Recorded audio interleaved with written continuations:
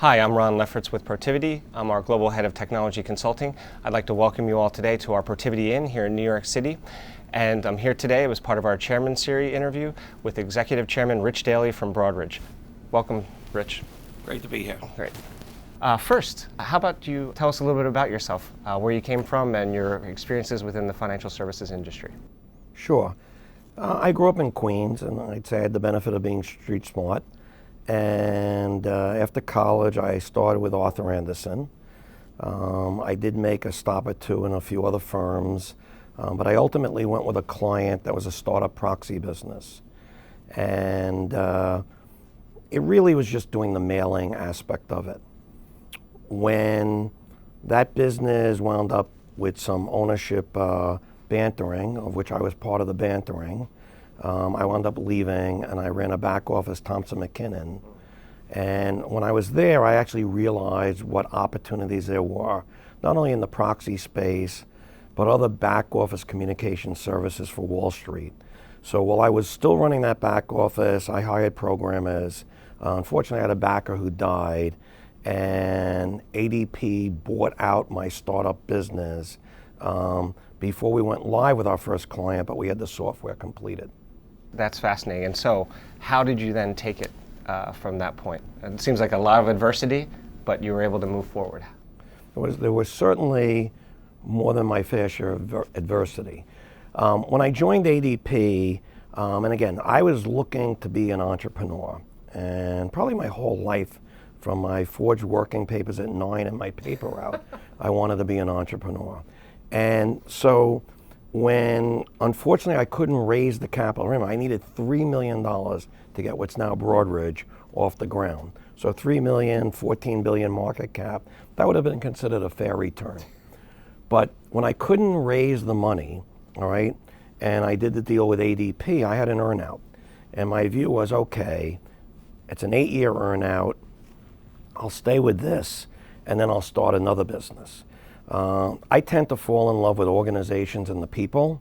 So the earnout maxed out in 2.5 years, but I really became a part of ADP, and my business within ADP, they gave me a good amount of autonomy. So we grew the business from 0 to about $1 billion in probably the first 8 years. So it was really exciting being a part of something like that, and watching the team come together and really create something that really took governance and accuracy in the process to levels that nobody ever dreamed could exist.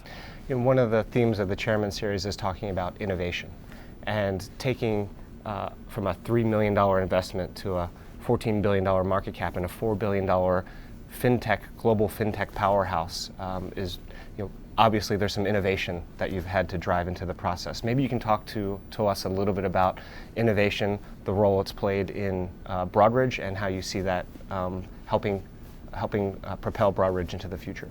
I will, and I'm going to break this down now into 3 parts. One, before we get to innovation, we have to talk about your team and associates and engagement. I'm a zealot in my beliefs around the service profit chain.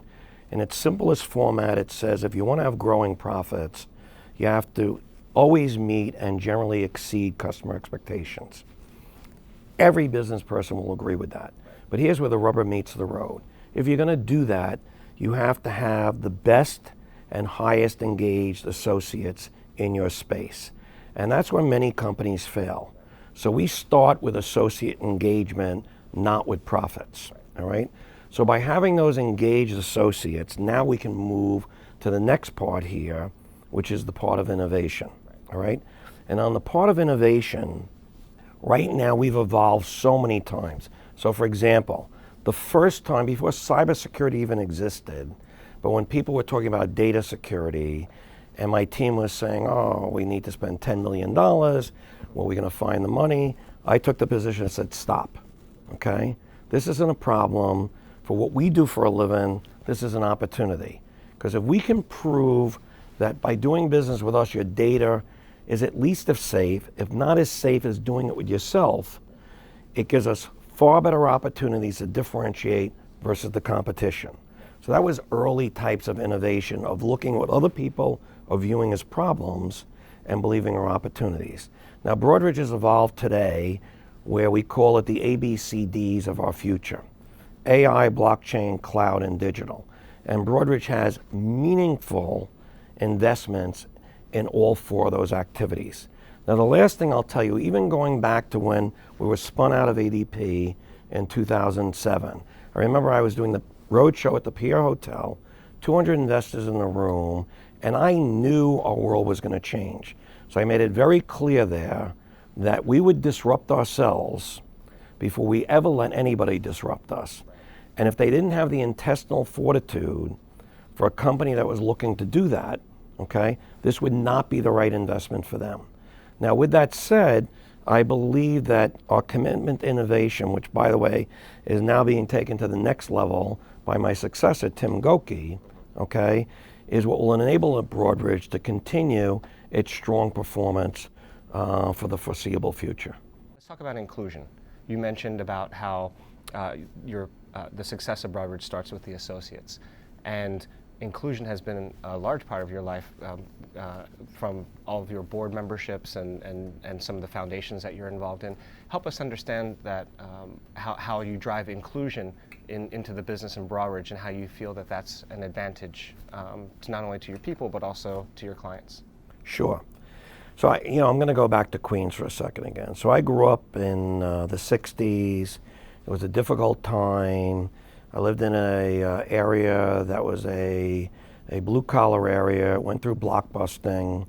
I was that paper boy, and the people who were moving out, who either were trying to stiff me on the paper or not give me a tip, were being replaced by minorities who were professionals, who were paying more than the people who were living there could afford to pay. And so I looked at this whole challenge of race issues back then and said, okay, I'm not quite sure what it is, but I know for me it's good for my paper route. So I had the benefit of growing up with very few biases, all right? As a matter of fact, the only real bias I have is lazy, negative people, okay? It really, makes my skin crawl, all right? And ideally, they go work for the competition. But the point is that the bigger the pool of assets you're recruiting from, the more likely you are to be successful. I will also tell you that every leader needs to make sure that their business reflects the markets they're serving, all right? And so you need that diversity front to go out and serve this huge market we're serving. So at Broadridge, it's been, when I was CEO and now for Tim as the new CEO, we as a board track the increase in diversity in senior leadership every year, with a new goal being set the next year, okay? So it's the right thing to do, but let's be real blunt. From a board point of view, it's plain and simple, not only good business, but a necessity if you're going to survive and flourish in this world going forward. Integrity is something that's absolutely critical to our business, as we know, and it's both personal as well as corporate and part of the culture. Clearly, you've been on several boards, and it's a core element of Broadridge's culture. Can you talk a bit about integrity and how that drives your interactions with clients, and also provide some perspectives for others about your perspective as a board member about how important that is for your company? Sure. So let me go back to when we spun. I sat down with my board and with my team, and I said, okay, we're going to keep this simple. We're going to tell the same thing to associates that we tell the customers, that we tell to investors and shareholders, all right? So it's real easy to stay with that. We took a position from day one that we're going to do the right thing. Every associate, when I stand in front of town halls, and now when Tim stands in front of town halls, we made it very clear we had a zero tolerance policy for any inappropriate activity, whether it be harassment, discrimination, anything financially related, anything conflict of interest related. Zero tolerance means zero tolerance. And there are some really sad stories where we walk the talk on that, where what I believe were good people made, unfortunately, really bad choices, all right? So doing the right thing, all right, is a good way to run an organization, okay? Having one view and one statement or story you present out there about the future, okay, is the right way to lead an organization. Leadership's job is to inspire and engage, all right? You can't be engaged if you don't believe or trust the people that are making the message. So for leaders, for everyone, but in particularly leaders, it is critical that you walk the talk, you do the right thing, even when those choices aren't easy. And Broadridge has some wild examples of that, all right? But we did it. It was painful, all right? But it ultimately led us to have the highest engaged associates, deliver the best service levels, and that's what led us to become an S&P 500 company and #1 in Fortune's most admired data services in what we're doing.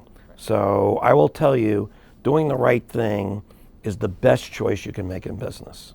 Looking forward into 2020 and beyond, what advice could you give to your peers, other board members, and other people in the financial services professions about how you see things evolving and what is going to be key to be successful? Okay, so let's talk a little bit about succession. All right. The board and I had our first conversation of succession the Monday after the Giants beat Brady in the Super Bowl with that famous catch to the helmet. Okay? What a great day. And it was a great day, but it wasn't a great 24 hours for Rich Daly. Because I went to the next day and had a meeting on succession, and the only thing I could say is the only guy that got knocked down more times in the last 24 hours from that meeting than Tom Brady was Rich Daly. So I knew, okay, I'm a new CEO. I've got a pretty long runway, hopefully in front of me, but I knew this was something that the board recognized was a clear fiduciary responsibility they had. They're going to take it very seriously. I went and found Dayton Ogden from Spencer Stewart, who runs their CEO practice. Dayton, I said, you need to help me. All right? His views and my views aligned very well, but then I needed his gray hair in my boardroom to convince my board that I was taking it seriously. And we took it very seriously. We did a 2-year search to bring in additional talent to give the board more choices. One of the people I recruited very hard in there was Tim Goki. All right? You just can't take someone and plop them in any organization, not even as complex as Broadridge, but Broadridge with hundreds of products, $6 trillion a day in settlements. You can't have an annual meeting anywhere in the world without us. That's not something somebody walks in and, through divine intervention, now knows everything they need to do. Sure. All right? So getting succession right and bringing in the right talent, and as leaders, bringing in people far smarter than you, okay? I have my NYIT degree, which I'm very proud of. Tim has his Princeton, Double Oxford PhD. So I guess you could say we're both college educated, but one could argue maybe his education is a little different than mine. The point is, go out there and bring in the best people you can, inspire them, engage them, make sure they have the right values, make sure they have the right work ethic, and make sure they're going to put the organization first. And by that, I don't mean short-term profits. I mean the long-term view to create value, a great place to work for your associates, exceptional products for customers, and that ultimately leads to the best returns for shareholders. Rich, some great insights. When it comes to innovation, it's the ABCDs of innovation. When it comes to inclusion, get the best people that you can and make them successful. When it comes to integrity, always do the right thing. And when it comes to the future, plan for succession and for success. Thank you so much for your time. I really appreciate it today. I really enjoyed it. Thank you. Thank you.